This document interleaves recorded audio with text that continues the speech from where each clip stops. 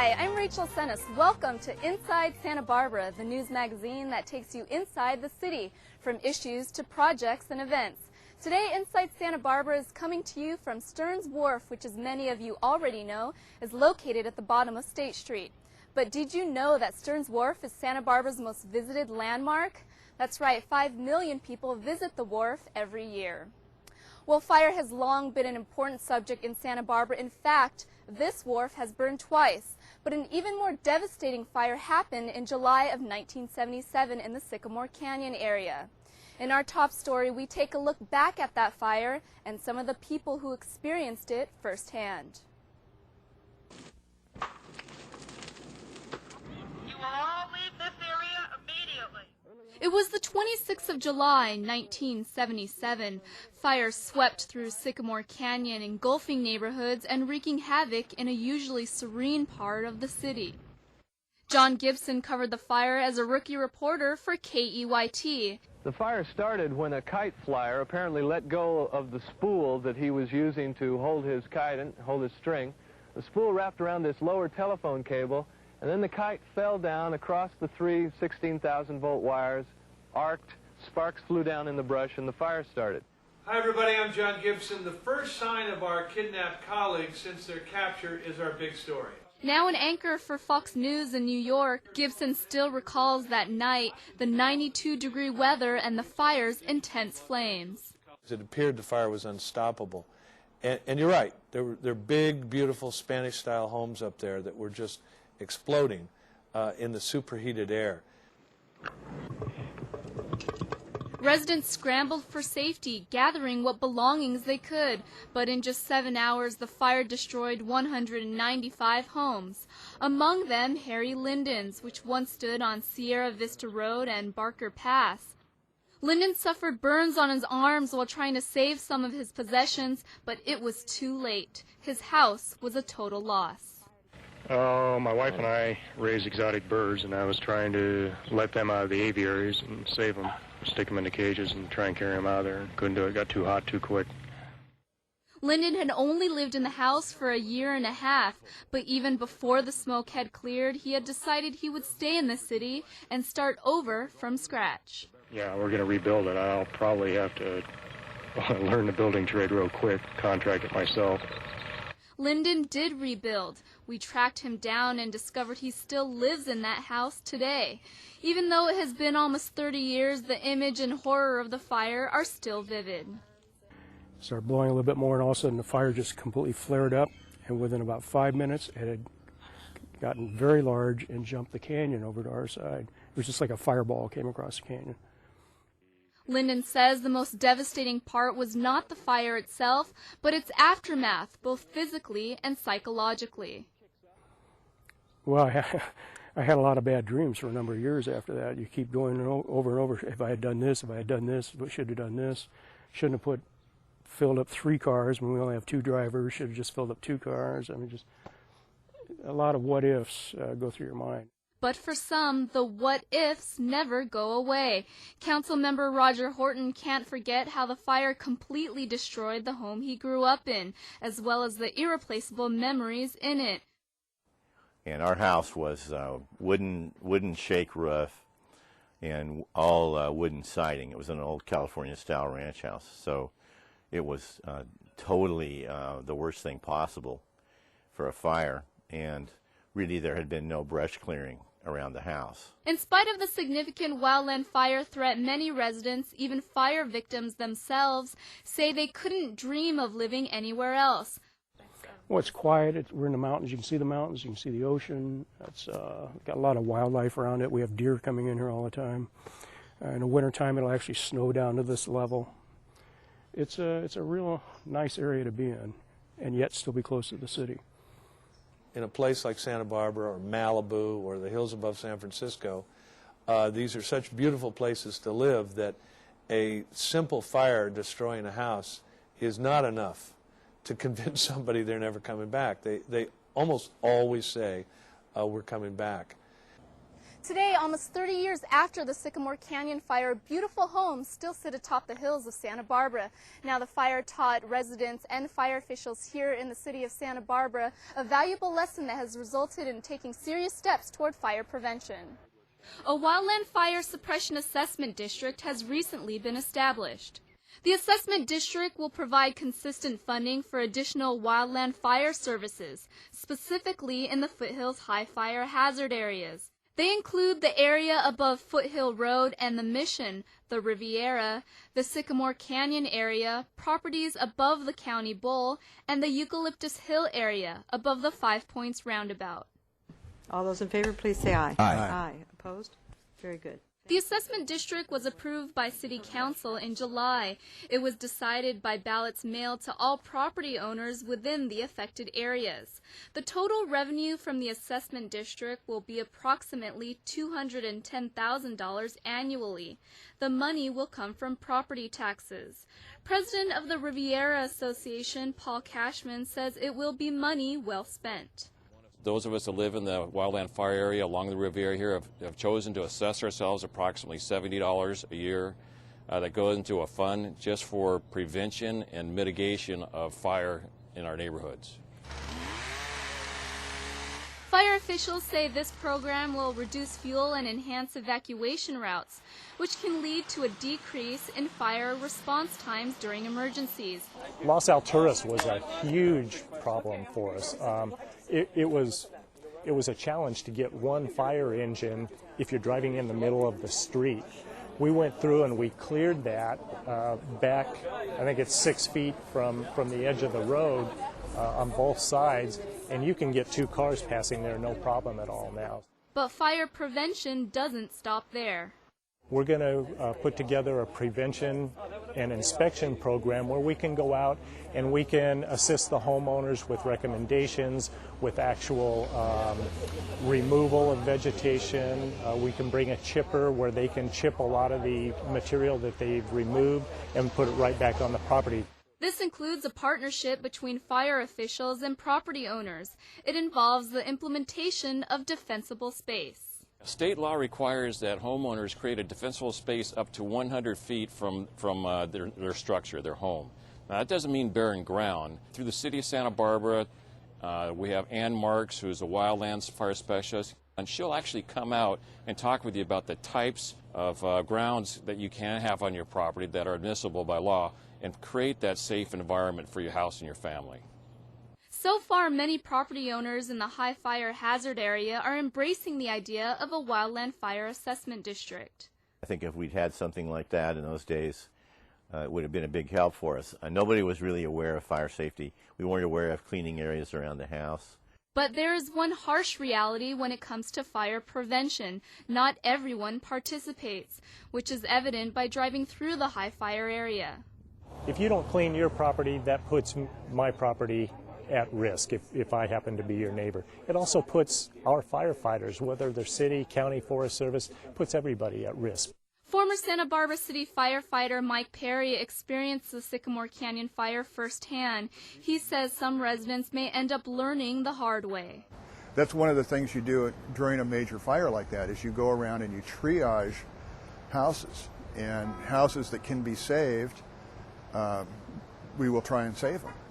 And houses that have a huge overgrowth of brush and just even decorative planting, many times they can't be saved just because of that. On the other hand, many neighbors have chosen to do their part, like Lyndon. We've got rainbird sprinklers around the perimeter of the property.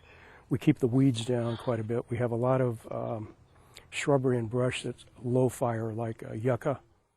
The Riviera Neighborhood Association meets twice a year. Fire prevention and educating the residents of the Riviera about fire prevention and fire safety is probably one of the most important issues and one of the most important roles we have. In addition to the assessment district programs, there will be an evacuation drill held in 2007, similar to this one held in April of 2005. This is the Santa Barbara Sheriff's Department with a voluntary evacuation drill of the Mission Canyon area due to a mock wildfire. So can such a devastating fire happen again? Fire officials from both past and present agree. History repeats itself over and over, and I think that we fool ourselves sometimes by thinking that by putting in roadways and structures and all of the things that we've done, that somehow we've changed that set of things that causes that to happen. And certainly that's not the case. Well, we've known for years that not just the city, but the entire South Coast has a wildland fire problem. You could see from the map it happens, every 10 to 15 years on average. We have a large, very destructive wildland fire. And since it's been 15 years since the Painted Cave fire, officials today remind us it is not a matter of if another wildland fire happens, but when. The Sycamore Canyon fire could have been worse, even though it destroyed many homes. Surprisingly, there were no fatalities. As a result of the approval of the Wildland Fire Suppression District last month, the city is now preparing to recruit for a new position for a wildland fire specialist. Well, our next two stories deal with oil, its past and its future.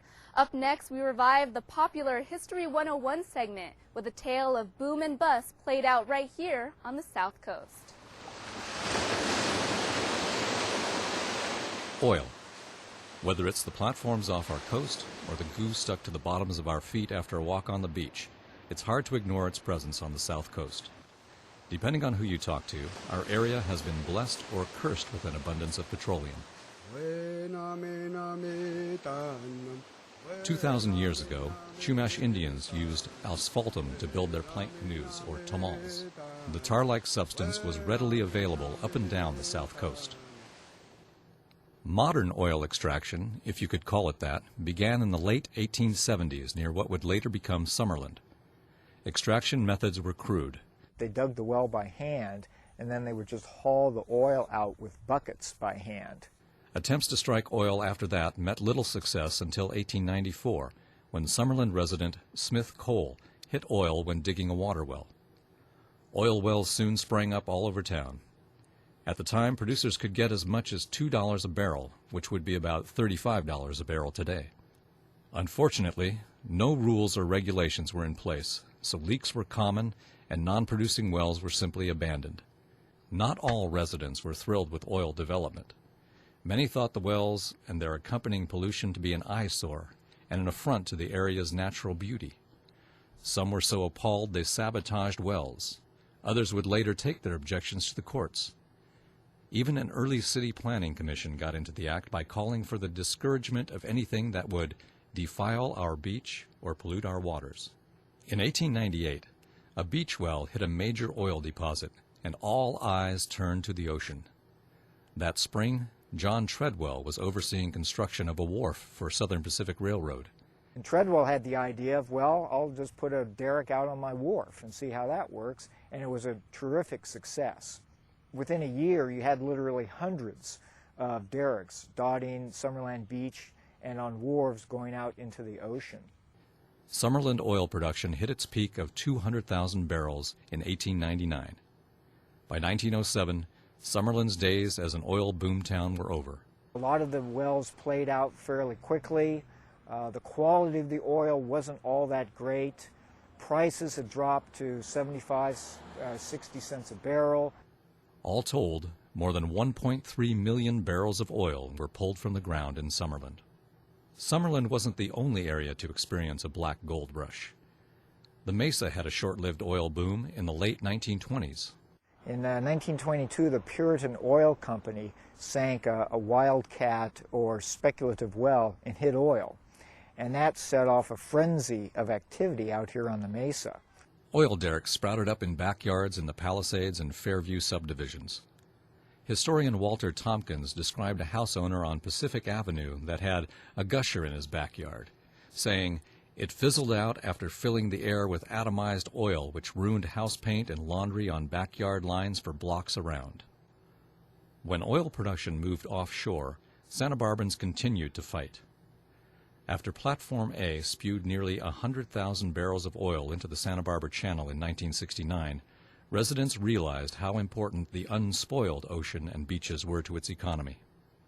Today, pressure to expand oil development is greater than ever, and conversely, so is resistance to it. Oil continues to flow from local wells. However, rules and regulations have stiffened considerably, thanks in large part to concerned citizens who have learned from a long history with oil. Santa Barbara's united front against oil development resulted in oil-free sanctuaries and a greatly reduced presence of oil development in this area. Well, up next we'll meet two Santa Barbarans who are taking up the fight against oil, but for different reasons. As Delina Michaels shows us, their success could have statewide implications. Energy independence. It means different things to different people. To some, it's a goal of weaning ourselves from reliance on foreign sources of oil. For others, it's the evolution away from fossil fuels altogether. It's a huge issue, but a small nonprofit here in Santa Barbara is taking it on. We're just two people, and we're making change happen. So if you really dedicate yourself, at least at the local and the state level, you can really, as an individual or a group of individuals, get a lot done. Energy Independence Now, or EIN, was created out of the belief that California's near-exclusive reliance on fossil fuels for energy is unsustainable and responsible for many of the environmental and public health problems in the state. We're trying to just raise awareness of who we are, what we do, and build some local support. And the two founders practice what they preach. Both drive energy-efficient cars. There's a whole range of options that you can do as a consumer to purchase a more environmentally friendly, more less petroleum-dependent vehicle. Last month, EIN held a fundraiser to support their efforts. The art auction featured works by Horace Bristol, one of Life magazine's original photographers, and Los Angeles artist and activist Louise Marler. The exhibit, called Oil is History, depicts pollution caused by oil production and automobiles left to waste away. To see this beautiful coastline we have now and how it was so nothing more than an oil field. And it's like, wow, we've really cleaned up our act in a long way. But there is a long way to go, and that was part of the message given by Terry Tamminen, the special advisor to Governor Schwarzenegger on energy and the environment. Find some way to eliminate some of the need for dependence on petroleum. You can do it. It's like kicking a drug. And Tamminen led by example. He arrived at the fundraiser in a hydrogen fuel cell car he drove up from Los Angeles. Hope you have sound on that camera. You can tell there's no sound coming from it. The message from Energy Independence Now and the governor is simple: to encourage people to conserve and to reduce the use of fossil fuels. Whether you come at this issue as a Democrat, as a Republican, as a conservative, as a liberal, if you come at this because of the environment, because of public health, because of the economy, every single one of those reasons cries out for energy independence and to end our dependence on oil. EIN is sponsoring 2 legislative bills that they say will help shape and stimulate markets for non-petroleum fuel in California. Clearly, we have issues with the way we use petroleum fuel for transportation. It's problematic, and both from an environmental standpoint and a geopolitical standpoint. I mean, these wars, we're dependent on parts of the world that are very unstable, and there's real urgency here, and we have to act quickly. It's that urgency that's driving huge growth in solar and wind energy production. Right now, Southern California Edison is working on building the largest solar array in the country just outside of Los Angeles. That project will produce anywhere from 500 to 800 megawatts of power, so it's almost 10 times what all the rooftop solar in California produces. There is also a proposal for a large wind farm on 3,000 acres of agricultural land near Vandenberg Air Force Base. This wind farm will have 60 to 80 wind turbines on it. The total electricity generated would be enough to power nearly 30,000 households. But experts warn no one item will be the solution. In the end, we have to have a mix of wind energy, solar energy, steam energy from geothermal plants, garbage energy, biodigesters for cow manure in San Joaquin Valley. I mean, there's a whole variety of sources that are being looked at. There's no silver bullet. It's not going to be just fuel cell hydrogen cars. It's not going to be just plug-in hybrids. It's going to be all of them, because some of them serve your needs better than others. The goal is to get more and more people asking for and choosing sustainable options. Once that happens, prices will come down and availability will go up. One way you can help to support the environment is by purchasing a box of these Eco-Planet organic cookies. Now they're 100% organic, and a portion of the profits goes to support nonprofit organizations like Energy Independence Now. And it's not just buying an energy-efficient car that can help. And it makes such a difference. People just picking up the phone, making phone calls, calling their legislators. It makes a huge difference. EIN-sponsored Senate Bills 1505 and 1675 are making their way through the state legislature. To follow their progress and to learn more about EIN, go to www.energyindependencenow.org. Up next, one local corporation is doing its part to help educate the city about the importance of composting. Christy Zwicky tells us more. With Santa Barbara well on its way to diverting 70% of its trash from the Tejeguas landfill, it's no surprise that local businesses have gotten more involved in recycling. But larger corporations are also setting an example that the community can follow. It makes good business sense. You can recycle cheaper than you can take it to a landfill. It's the right thing to do environmentally. You keep it out of the landfills. We all know that we're tight on landfill space. Every year, the Vaughn's division of Safeway recycles 100,000 tons of waste material, including cardboard, metal, plastic, wood, and computers. In addition, Vaughn's is turning its organic waste, such as leftover produce, flowers, and bakery items, into compost.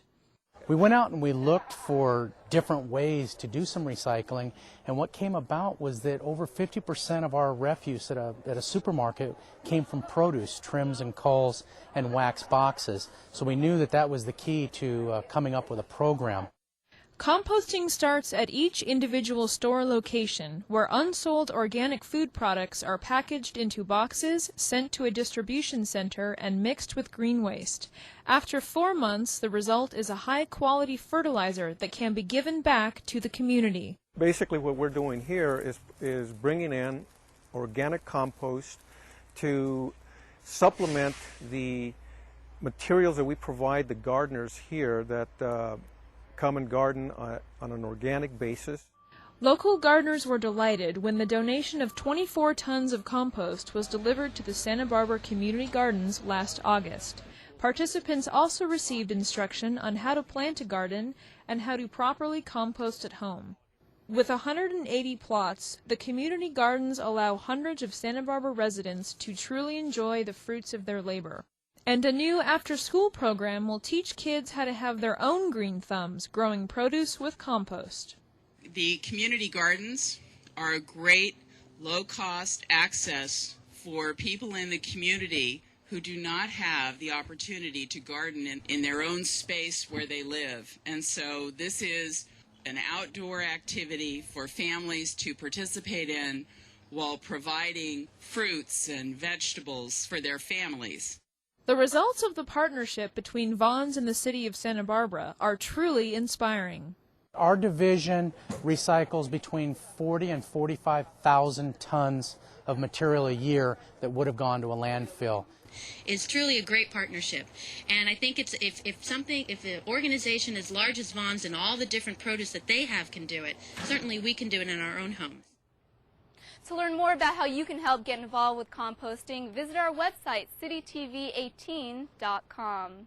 Well, Stearns Wharf is a favorite location for local fishermen, so if you're in the mood for some fresh seafood, the wharf is a great place to visit. But if Mexican food is more your flavor, we'll show you how you can get your fix in our new segment called Cookin' with Christy. There's an event that comes to Santa Barbara only once a year, and it brings with it a banquet of food choices from Mexico, Spain, and other Latin American countries. Yes, when Fiesta food hits our town, local foodies have to eat past the pain all weekend for fear of missing one tantalizing bite. Working at City Hall next to the De La Guerra Mercado, city council members were right next to the sights and smells of Fiesta. This is always exciting because we are planning our meals between now and Sunday, aren't we? I've got 3 council members behind me, Eva Falcone, Das Williams, and Roger Horton, and they're all ready to go eat. So let's do it, okay? Ready? 1, 2, 3. El Presidente Roger Perry ran the Fiesta Mercados at La Cumbra and De la Guerra Plaza for 11 years. It gave him plenty of time to narrow down his favorite foods. I will always eat a torta. I'll always eat at the Hispanic Chamber. I will always have a shrimp and avocado. I will always have some carnitas tacos out of Mayo's and the old Spanish Days booth. And I will always go to the Apostolic Assembly for their food. Those are by far my favorites. The spirit of Fiesta also takes time out to savor the tasty treats surrounding her. I love eating at the Mercados. It's my treat after the shows. I've been dancing for 10 years, so I mean, I would always beg my mom for a torta or burrito after. I guess I like taquitos the best because they're easy. They don't stain your costumes as much, so I like that. And every bite at the Mercados goes to a worthy cause. With 23 local charities preparing and selling food, Fiesta allows them to make a difference in our community on a larger level, long after people have finished their meals. We range that they net out of here anywhere from 10 on the low end to $50,000 to $60,000 on the high end. And this is money that is derived purely from volunteerism. So they're taking their efforts here and they're turning it into something good for our community. Santa Barbara is full of some great restaurants that are sure to help hold you over until next year's Fiesta. Well, you may have noticed something different about your stroll on State Street today. Brooke Hawkins shows us how the works of 8 local artists are now on exhibit for all to see. Visitors to State Street this month will be greeted by a unique presence. This is one of the 8 sculptures commissioned by State of the Art Gallery. What makes you smile? It's an interactive sculpture designed to promote discussion of art. It's pretty exciting. It's the very first opportunity of its type on State Street for regional artists. Placing art along State Street is not a new idea. This year's exhibition marks the end of a long hiatus of the State Street Gallery, which in its 4 previous exhibitions displayed artists' work from different regions of the country. The exhibition is presented in conjunction with Off Access, a month-long celebration of contemporary art. Throughout Santa Barbara, all the nonprofits are collaborating to produce events that are visual and musical, all different types of events. State of the Art is part of a push to have local art more accessible to the public. That was part of, I think, how I designed it. I wanted it to be something that wasn't just an object, but it was something that the people would find themselves interacting with. I think it should be a more, just sort of a more commonplace aspect of the landscape in the city. The sculptures were selected by the Visual Arts Coordinator and Curator for Collections for the Santa Barbara Arts Commission, Rita Ferry. A lot of people are going to be surprised at the breadth and depth of the work that they see out on State Street. They're all very different. And as a result of that, I think we are educating in the variety of different ways in which art can be created. From steel to limestone, a variety of materials were used to create each unique piece. Because the sculptures are on view outside, each artist had to plan their piece around the weather and the State Street environment. Oh, that steel plate on the bottom sure made it fun. In sculpture, if something is about the size of a person, people are kind of think figuratively. And so I wanted to make something that is tall enough that you can't think of it as a figure. Some of the tilt is angling based on worrying about children walking up State Street and not paying attention where they're going and hitting their head on the bottom of the leg. So there's a function component about the decisions I've made in terms of its placement. But the formal elements and the content are much more important to me. Sculptures will be on view from Coda to Victoria Street in the heart of the Cultural Arts District.